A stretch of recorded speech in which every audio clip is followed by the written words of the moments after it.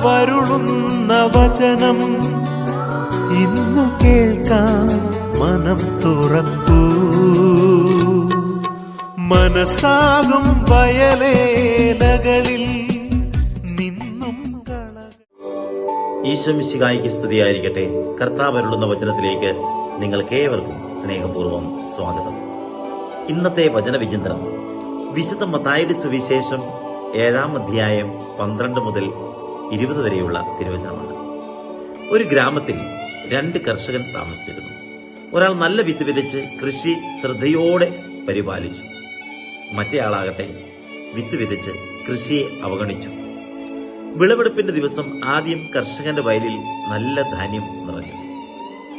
രണ്ടാമന്റെ വയലിൽ കളകളും ഉപയോഗശൂന്യമായ ചെടികളും മാത്രമേ ഉണ്ടായിരുന്നുള്ളൂ. അപ്പോൾ ആദ്യ കർഷകൻ പറഞ്ഞു, നാം വിതച്ചതുപോലെയാണ് കൊയ്യുന്നതും. നമ്മുടെ ജീവിതവും അങ്ങനെ തന്നെയാണ്. നല്ല ചിന്തകളും നല്ല പ്രവൃത്തികളും സ്നേഹവും കരുണയും വിതച്ചാൽ ജീവിതത്തിൽ അനുഗ്രഹത്തിന്റെ ഫലങ്ങൾ ലഭിക്കും. തിന്മയും സ്വാർത്ഥതയും വിതച്ചാൽ അതിന്റെ കയ്പുള്ള ഫലമാണ് ലഭിക്കുക.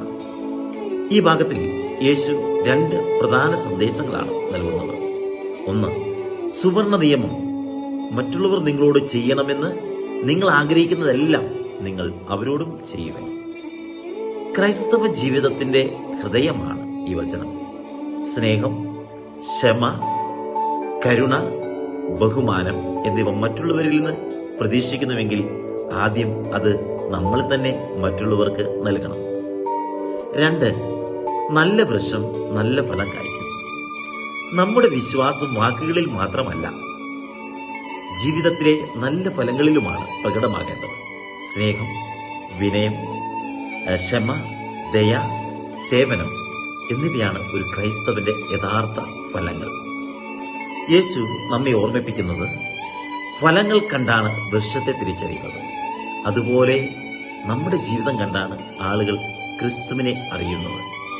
നമ്മുടെ ജീവിത പാഠം എന്ന് പറയുന്നത്, ഞാൻ മറ്റുള്ളവരോട് എങ്ങനെ പെരുമാറുന്നു, എൻ്റെ ജീവിതം നല്ല ഫലങ്ങൾ പുറപ്പെടുവിക്കുന്നുണ്ടോ, എൻ്റെ വാക്കുകളും പ്രവൃത്തികളും ക്രിസ്തുവിനെ വെളിപ്പെടുത്തുന്നുണ്ടോ? ഓരോ ദിവസവും നമ്മുടെ ഹൃദയം നമ്മുടെ വിത്തുകൾ വിതയ്ക്കുന്ന ഒരു നല്ല മണ്ണാകട്ടെ എന്ന് നമുക്ക് പ്രാർത്ഥിക്കാം. സ്നേഹനിധിയായ ഈശോയെ, എനിക്ക് മറ്റുള്ളവരോട് സ്നേഹത്തോടെയും കരുണയോടെയും പെരുമാറുവാൻ കൃപ നൽകണമേ. എൻ്റെ ജീവിതം നല്ല ഫലങ്ങൾ കായ്ക്കുന്ന ഒരു നല്ല വൃക്ഷമാകട്ടെ. എൻ്റെ വാക്കുകളും പ്രവൃത്തികളും വഴി നിന്റെ സ്നേഹം ലോകം അറിയുവാൻ എന്നെ സഹായിക്കണമേ. ആമേൻ. കർത്താവരുളുന്ന വചനം ഇന്നു കേൾക്കാം, മനം തുറക്കൂ. മനസ്സാകും വയലേലകളിൽ